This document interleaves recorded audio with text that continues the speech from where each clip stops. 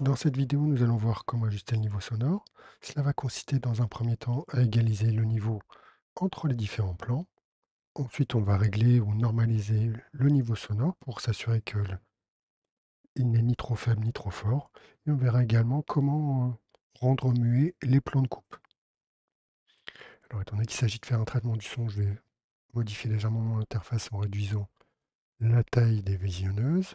C'est comme ça me permet de voir mes pistes audio. Et je vais pouvoir les agrandir ici dans le menu Tracks.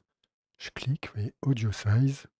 Par défaut, on est en taille large. Je peux mettre en taille petite pour réduire. Donc là, je vais mettre en extra large, bien sûr. Voilà. Et par ailleurs, je vais ensuite déplacer la vidéo vers le haut. Donc, comme on a pu le constater déjà, j'ai deux pistes audio.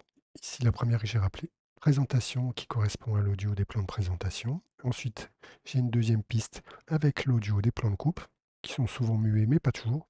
Et enfin, j'ai ici un dernier point qui s'appelle le master, qui va me permettre d'agir sur l'ensemble des pistes sonores. Alors, les outils de mesure qu'on a à notre disposition sont les vues-mètres à colonne, qui sont situés sur le côté, là, qui vont me permettre d'indiquer le niveau sonore d'entrée. Alors, il y a deux colonnes, une pour la voix gauche et une pour la voix droite, puisqu'il s'agit d'un enregistrement stéréo.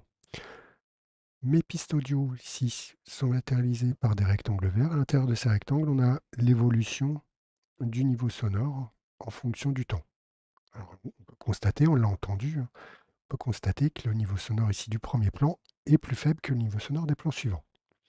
Mais pour bien s'en rendre compte, on va utiliser le vumètre. Ici, je vais mettre le plan en lecture, on va voir l'évolution du vumètre. Alors, il est exprimé en décibels et le niveau sonore 0 décibel correspond normalement au niveau maximum sans distorsion. Donc il faut s'assurer normalement au niveau de l'enregistrement que le niveau sonore n'atteint pas cette valeur de 0. Donc, généralement, on garde une marge, on va se placer au maximum entre -3 et -6.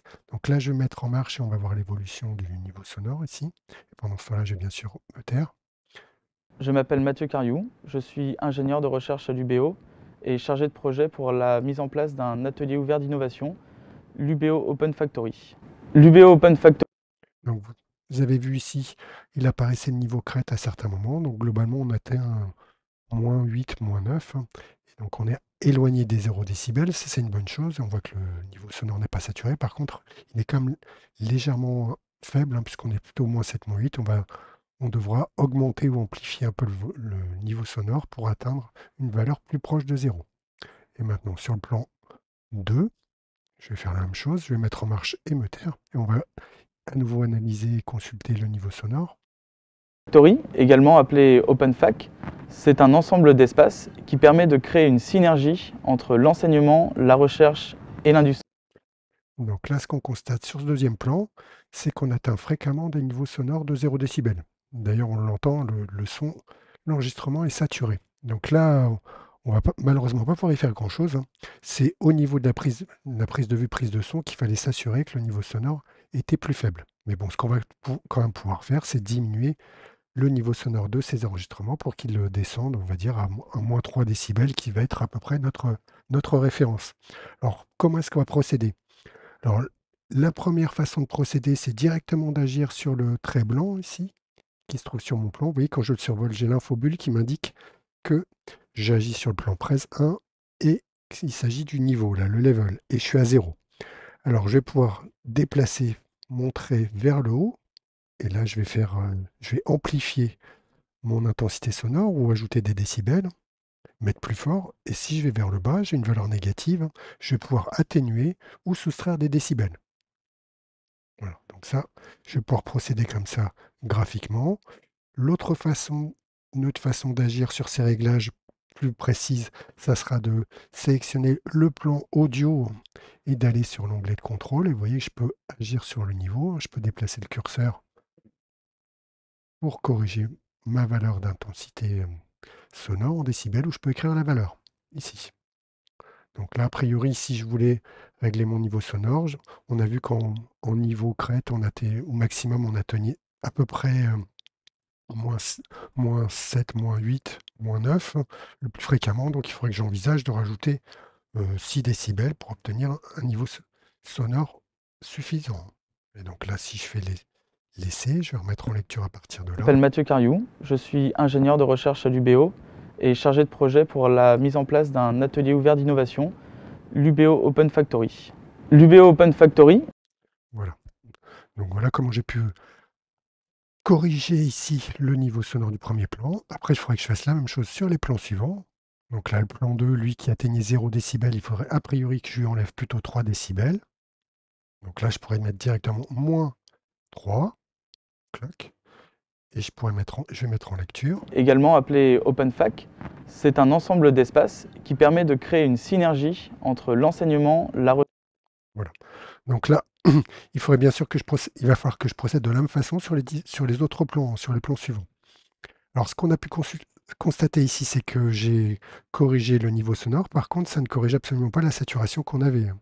À partir du moment où le son a été dégradé lors de l'enregistrement, c'est-à-dire qu'on a atteint le niveau 0, eh ben, il est dégradé et ce qu'il faudrait refaire, là, pour le coup, c'est refaire l'enregistrement.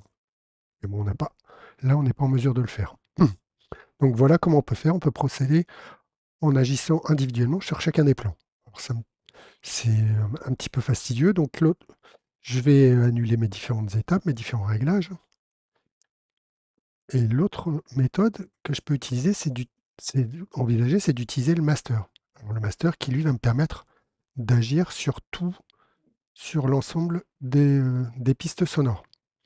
Alors, pour agir sur le master et sur les autres plans, hmm, alors comment est-ce que je vais faire? Ben, le plus simple dans ce cas-là, ça serait que pour ne pas avoir à changer l'audio de tous les plans, je pourrais juste changer l'audio 1 pour qu'il soit aussi fort que tous les autres et ensuite agir sur le master pour réduire l'intensité de tous les plans.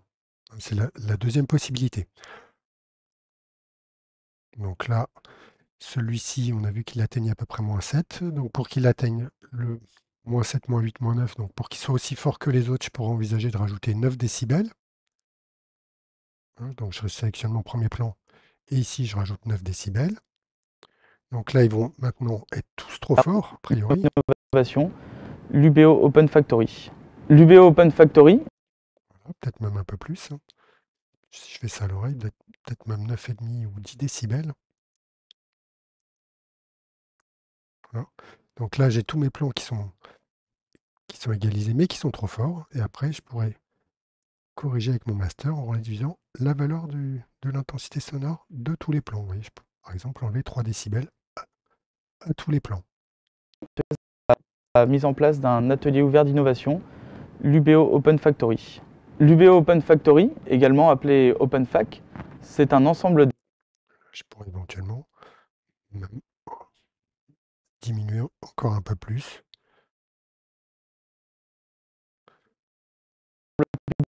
d'UBO Open Factory.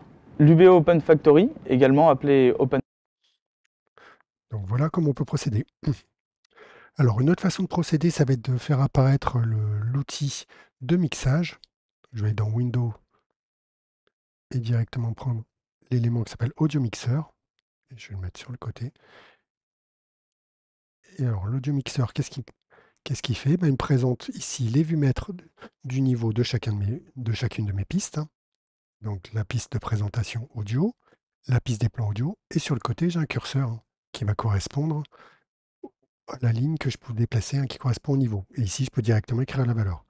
Alors, l'intérêt que j'aurai à agir avec cet audio mixeur, c'est que je vais pouvoir directement agir sur l'intégralité de toute la piste audio et pas uniquement chacun des plans. Donc ça peut être intéressant, hein.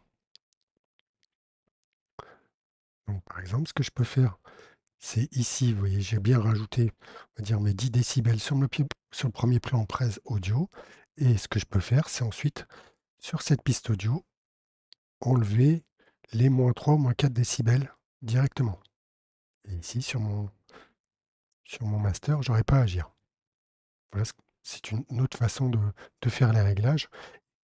Et on peut aussi par ce biais mettre les pistes en muet ou mettre que ces pistes-là en audible, hein. Et on verra dans une autre vidéo qu'on peut créer des profils d'évolution du son, hein, avec des keyframes en cliquant sur ce bouton-là.